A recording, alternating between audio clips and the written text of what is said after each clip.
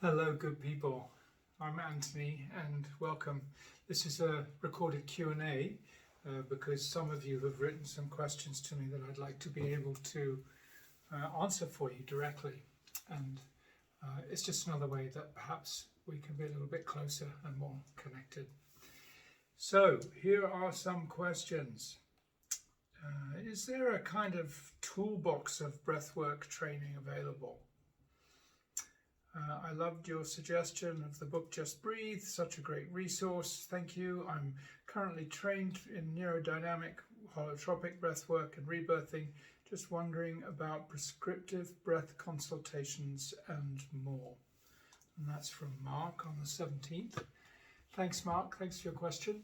I think there are so many different kinds of ways of using the breath, and perhaps one of the mistakes we can make is thinking that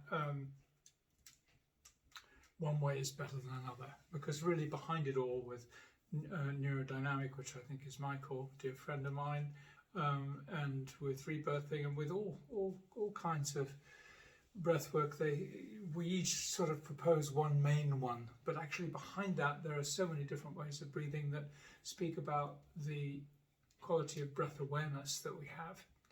So I think I said in my last video to someone who was looking for ways to meet certain hormonal reactions that it all begins by understanding how we breathe when we're in certain conditions, and then learning how to correct that breath and watch the actual condition change. So for me it would depend what particular condition you're addressing in yourself or in a client, and therefore, I think you've probably got what you need because Michael's such a wonderful breath worker.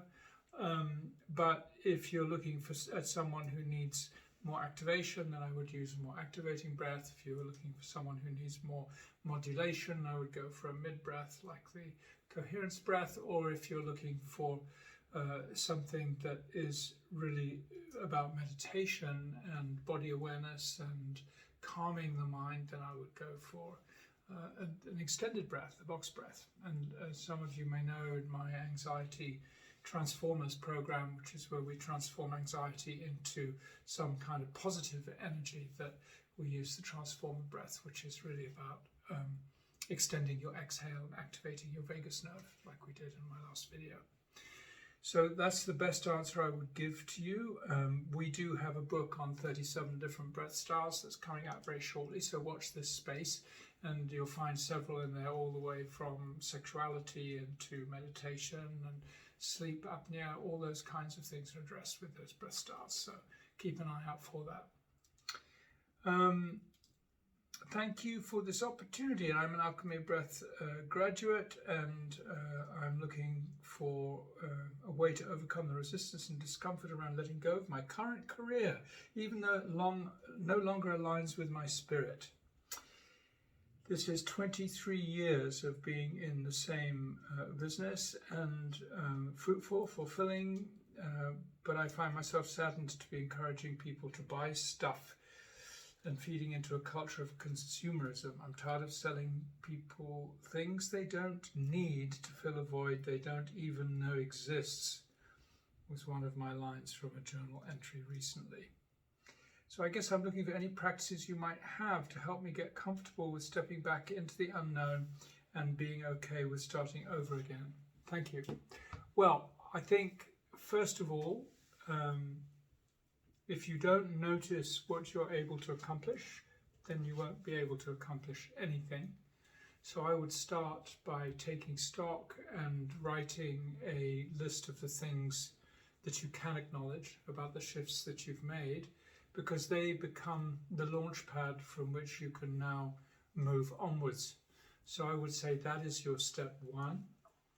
Step two is to explore in your own breath practice what it feels like to let any thoughts that are repetitive go and make space for something new to come in.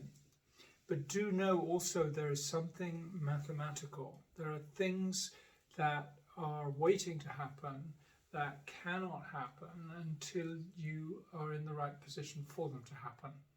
So this really means cleaning the room and making room. And that doesn't mean you have to liquidate your business and stop in one go, but it could mean taking a day off every week and devoting it to your new practice. So these might seem like very simple suggestions to the majority of people, and to you they may seem particularly audacious, but really what I would say is it all starts with the ability to acknowledge, not false knowledge, but to really acknowledge the fact that you have studied, the fact that you have practiced, the fact that you have even graduated as a breathwork facilitator. These are important. So don't consume them with the need to power on, because that's going to just spin your wheels. It's a bit like putting the accelerator down too hard. When you're on ice, you need to start off really slowly so you get traction. I remember playing guitar and practicing guitar, and I could practice the same song dozens and dozens of times and always wanting to do it more quickly so I could get up to the speed of the actual performance itself. But the best thing my teacher ever taught me to do was to really pay attention to each note, each single note, and make sure that it was crisp and it was on time and it had the right sustain. It didn't end too early. There was no buzz or muffled note, that it was perfect. And then go to the next note, and then go to the next note. And that's the kind of slowing down that I'm speaking of. With intense breathing techniques like conscious connected breathwork, I keep hearing people say things like, it's really transformative and powerful, but careful with it, it's not for everyone. Apart from specific medical cases, why wouldn't it be for everyone? Can people really be pushed to breathe deeper than their system can handle during a session? Thank you. Great questions. Thank you. Yes, in a word, is my answer. Yes, people can be pushed, unfortunately. And what we see a lot of in the world today are short courses to become a facilitator of this work. And I can't caution you more against that sort of thing. Let us not underestimate what the breath is.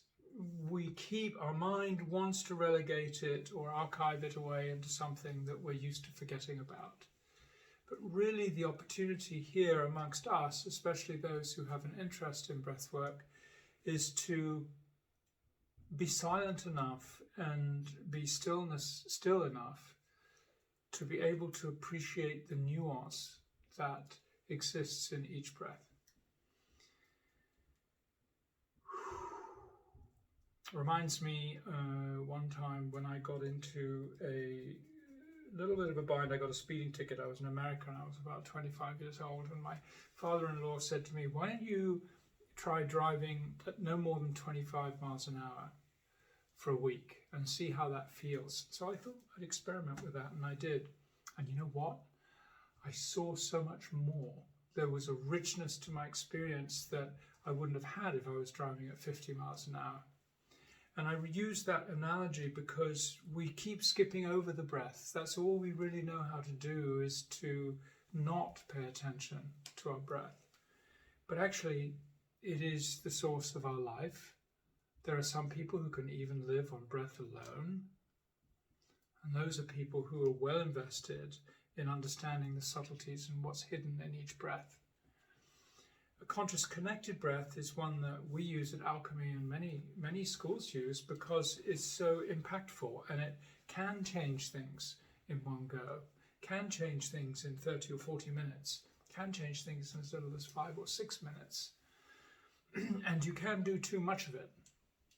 So I would take it in doses that are manageable, and I would always practice, unless you're experienced enough to do it on your own, I would always practice with a facilitator there who could give you any guidance you may need.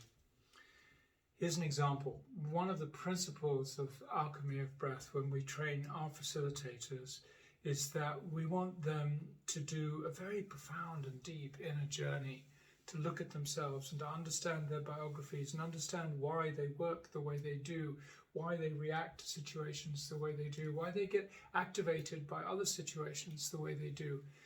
It's a deep journey, and we insist that our students do it because it means that when we facilitate someone like you or anybody, one-to-one or in a group, that we've seen most of the depths of situations that people can meet. And we've experienced them ourselves because we've really looked inside and we've done our work. And that ability to keep focusing on our inner world, notwithstanding all the barrage of distractions and excitements and temptations there might be outside, gives us a quality of presence that we can offer to someone that's breathing. And that's really the key to successful facilitation, is to be present. And I say to my students, my goal for you is to be able to be present at someone's last few breaths of their life. So I think the importance here is to remember the breath is much, much more powerful than you know. And as I said in the last video, there's a reason that the Vedic tradition kept these breath secrets hidden for thousands of years, because the world was not ready to receive them. Now they're being released because we're in such deep and dire trouble as a race that we really need these systems, these experiences to be able to awaken to recreating some kind of new reality in this chaotic mess in which we live. So, in short, yes, you can breathe too fast, too hard, and too much. And there's every reason to know your breath, because there are times when it's best to breathe less. Like when you're exercising, if you're trying to increase your stamina, you should be breathing through your nose, and you should be breathing a very slow, easy breath, even though your body is exerting. And you should be learning how to breathe like that when you're under duress. Conscious connected breath is kind of the opposite, because many of us practice it through the mouth, and we want as much as we can get in a shorter period of time as we can get in order to get the maximum effect. But please don't think that we do it unwisely. We do it in short periods of time, 1 hour, maybe 2 hours if you do holotropic breath work, but always modulated, giving ourselves the time to ground and reacquaint ourselves with our physical environment afterwards, keeping it safe so we don't wobble or get dizzy or fall over or anything. And if it's nectar, why would you gulp it? Why not sip it and fully taste it? Like when you're driving and you slow down to 25 miles an hour and you can see all the colours and the blossoms and the birds. Why not enjoy it? Why not savour it? Okay, I think there's one more question here. Oh no, 2 more questions. Is there any breathing technique that people who had mild epilepsy in the past shouldn't do? And same question for people with cardiac problems. Yes, there is. First of all, the IVF, and I believe we at the GPBA also say that if you have a certain list of medical conditions, you should always check with your medical practitioner before using a conscious connected breath. And those include all the ones that we say every breathe that we do on Sunday, that go in the chat box. Things like epilepsy, heart condition, high blood pressure, the first trimester of a pregnancy, glaucoma, bipolar, schizophrenia, and there are a couple of others as well. Now, I've had many people with epilepsy breathe with me. I've even trained a facilitator in Wyoming. He works in Wyoming. And I've worked with many people who have varying heart conditions. And there are many breath styles you can use that are really helpful for those conditions. I haven't had the opportunity with epilepsy to be alongside someone and bring them to their breath as the attack comes on. But I have had opportunity with people with high blood pressure and going into panic and into palpitations. I have had opportunity to work with them with the breath. And I certainly wouldn't use a conscious connected breath.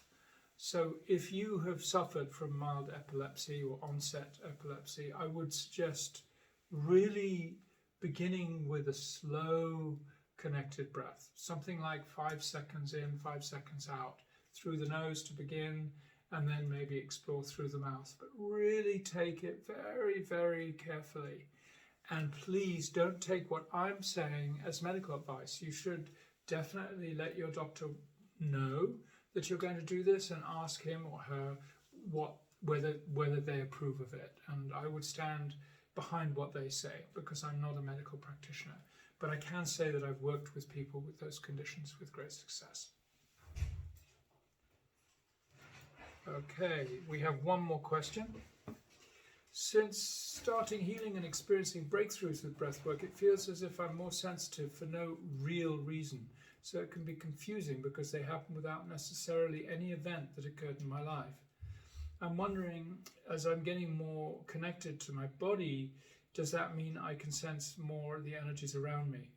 If yes, what other breathwork or mind shift can be done so I know how to deal with the surge of feelings and redirect them? Okay. I think first of all, what you're experiencing is an increasing sensitivity as a result of maintaining a breath practice. And I think that's really part of the gift, is this increased awareness of what's not obvious, where we start to explore the gaps between thoughts and where we start to notice things that most people wouldn't notice anymore. And as we start that trajectory to becoming more porous, more absorbent, more aware, more sensitive, more delicately aware of the energies that surround us, one of the challenges that we meet is, how do I filter out which ones are the ones that are healthy and which ones are the ones that are hurtful? And I had certainly my own experience with this in my life, because I suffered from parasites from the East for many years. So I understand the difficulty with becoming sensitive, and yet how to remain sovereign. How can we actually be sensitive and sovereign? Or as, what's her name, Renee?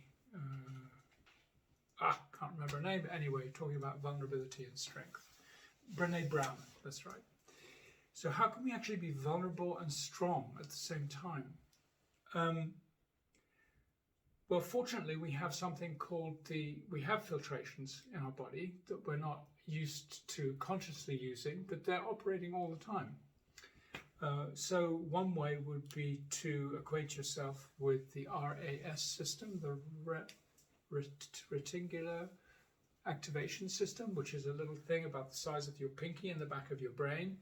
Check it out on Google and have a read about it. It's actually the system, it's the primary filtration system for any outside energy that's coming towards you. And by noticing differently, you can strengthen what you want to filter and what you don't want to filter. So that would be one way. It's also the primary function in how we create changes in our life. So it was referred to, I think, in by those people who wrote the film The Secret, about manifestation. It's a tool used for manifestation. So very powerful stuff. The other way that I would recommend is to pay attention to exactly how you absorb. So if I say the word lemon to you, what do you feel in your body when I say that? What do you notice when I say the word lemon, or you contemplate the word lemon? What happens for you in your body? What happens if I say the word to you, ease? What do you notice happens in your body when I say the word ease? And what happens to you when I say the word danger? If you think of something dangerous like attack or trapped, some word of that nature, what happens for you in your body? For me, each of those three words brings up different sensations in my body. And this is really just the beginning of a journey of understanding how my body is listening, it's feeling, it's noticing, actually more even than my brain is. My brain doesn't understand as much as my body understands. So when you begin to look to your body for answers, you'll find that you have much more resource than your mind has, and actually much more resource than you thought you had. So begin with that first step of whatever the sensation that is that you're getting, whatever it is that you're becoming more porous to or more sensitive to, where do you feel it in your body? And as you know that, as you open to the awareness that it's affecting your body, then what starts to happen to your mind? Because really what we're talking about is developing the ability to discern thought and to entertain thoughts that are healthful and supportive, and to reject thoughts that are not. And it begins with not just this, unfortunately, or fortunately actually, I think, we actually get to use the whole body. And if this is the beginning of your journey of using the body, you can trust that one day you're going to go, oh gosh, I can feel something in my belly. That must mean there's something for me to reflect on here in this situation. There's some kind of energy in this room that I need to be more aware of or more cautious about. So that's how we can learn to really use the body to tell us things that the mind hasn't yet noticed. I would say that would be your first step. And of course, you can check with us, come to any of our free sessions, so you can learn more about breathing and breath awareness and body awareness too. And that's it for now from me, Anthony at Alchemy of Breath. Bear in mind, we're going to be doing a little workshop coming up in February on abundance, and I'm really looking forward to share with you about that. I'd love you to leave that workshop understanding that you also have control about what the nature of abundance might be for you. So from Spain, where Amy and I have come for a few weeks break, I'm sending you lots of love from next to the fire, and look forward to seeing you again very soon. Much love, many blessings.